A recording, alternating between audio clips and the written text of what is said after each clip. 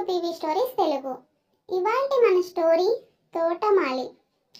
స్టోరీలోకి వెళ్ళే ముందు ఎవరైనా మన ఛానల్ని కొత్తగా చూసే వాళ్ళు ఉంటే ప్లీజ్ లైక్ చేయండి, షేర్ చేయండి, సబ్స్క్రైబ్ చేయండి.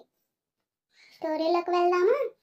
ఒకప్పుడు పచ్చని కొండల మధ్య చిన్న ఊరిలో రామయ్య అనే తోటమాలి ఉండేవాడు. అతనికి తోటలపై అపారమైన ప్రేమ. చిన్నప్పటి నుంచే మొక్కలు నాటడం, వాటిని పెంచటం అతని జీవితంలో ఒక భాగమైపోయింది. అతని తోట ఊరి చివరన ఒక పెద్ద భూమిలో విస్తరించి ఉన్నది.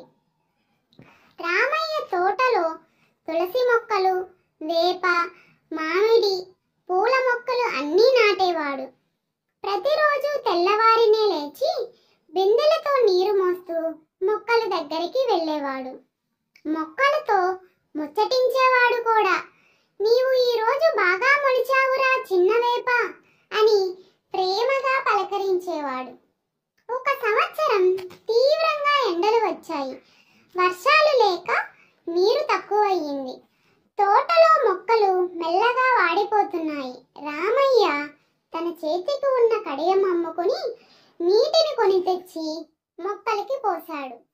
ఒకరోజు ఆ తోట దగ్గరికి కొందరు బడా వ్యాపారులు వచ్చి అతనికి డబ్బులు ఇచ్చి ఆ భూమిని కొనాలని చూశారు. ఈ భూమిని అమ్మేస్తే 1,00,000 రూపాయలు వస్తాయి. నీకు ఇక శ్రమ అక్కర్లేదు. తోట వదిలేసి విశ్రాంతి తీసుకో అని చెప్పారు. కానీ రామయ్య దానిని పోగొట్టుకోలేదు. అతను అన్నాడు, ఈ తోట నాకు డబ్బు కన్నా విలువైనది. ఇది నా 3వ కన్ను అని చెప్తాడు. అలానే కొన్ని నెలలు గడిచాక మేఘాలు ముంచుకు వచ్చాయి. వర్షం పడింది. మళ్ళీ మొక్కలు చిగురించాయి. తోటలో పచ్చదనం, పూల సువాసన గాలి లోకాన్నే మార్చేసింది. ఊరిలోని పిల్లలు, పెద్దలు ఇప్పుడు తోట చుట్టూ చేరి ఆశ్చర్యపోయారు. వాళ్ళంతా వచ్చి మాలిని అభినందించగా రామయ్య అహంకారపడలేదు. అతను కొన్ని పండ్లను కోసి ప్రతి చిన్నారికి ఇచ్చాడు. ఇవి మీ తోట పండ్లు. ప్రేమించి పంచితే ప్రకృతి మనల్ని విడిచిపోదు అని అన్నాడు.